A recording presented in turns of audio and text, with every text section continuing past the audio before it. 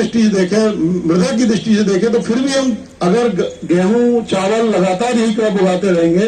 तो निश्चित हमारा भूजल दोहन ज्यादा हो रहा था, अधिक पर्यावरण प्रदूषित हो रहा था, जैसे सॉइल पॉल्यूशन कहते हैं, क्योंकि अधिक से अधिक मात्रा में केमिकल फर्टिलाइजर यूज हो रहा था, पेस्टिसाइड यूज हो रहा था।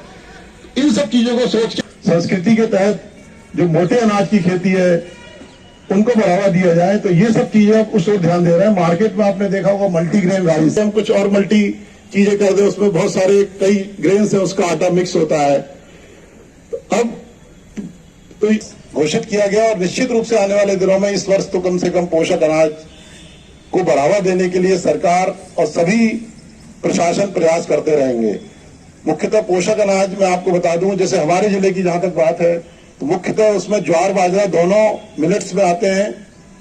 इसके अलावा आपने सुने होंगे रागी, कुटकी, कोदो, सावा। आपने एक सवा का चावल सुना हो, जैसे आप व्रतों में चलता है सवा का चावल, वो सवा ही है, वो ही है, वो उसके सब इंग्लिश नाम है। ये छोटे छोटे बेसिकली ये सब घास है, ज्वार बाजरा की खेती आपने देखी होगी, लेकिन बाकी सब थोड़ी सी अदरवाइज सब घास टाइप क्रॉप है जो बिल्कुल एडवर्स कंडीशन में जब पानी है भी, तो पर्यावरण की दृष्टि से बहुत बढ़िया है। इसके अलावा जितनी भी आपको बता दूं, बाजरा जितना खाया नहीं जाता उससे ज्यादा फार्मा इंडस्ट्री में जाता है बाजरा।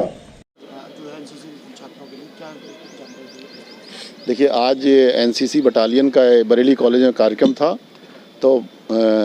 मैंने आज यहाँ पे मिलेट्स के लिए मुझे बुलाया था, मिलेट्स पे जानकारी देने के लिए। तो चूँकि भारत सरकार द्वारा 2023 के वर्ष को इंटरनेशनल ईयर्स ऑफ मिलेट्स घोषित किया है,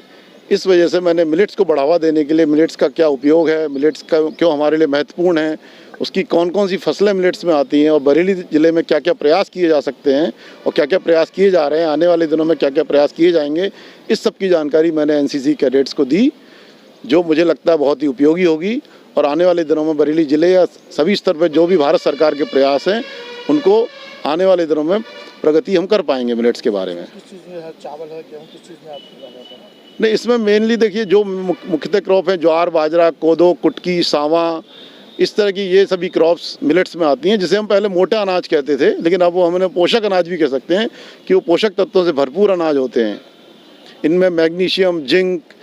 और विटामिन B3 जो बहुत ही शरीर की इम्यूनिटी बढ़ाने के लिए बहुत आवश्यक होते हैं, वो बहुत अच्छी मात्रा में अन्य फसलों की तुलना में होते हैं, इसलिए इनका बहुत ही पोषक तत्वों की दृष्टि से बहुत ही महत्वपूर्ण है।